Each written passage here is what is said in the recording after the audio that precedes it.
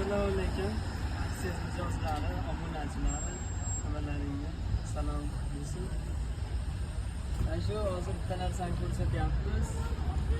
Shuniki, mana qayg'urgan profillarimiz, padagonlarimiz bor plastik. Laminatsiyasini qanchalik chidamliligini ko'rsatmoqchi bo'lgan maqsadda.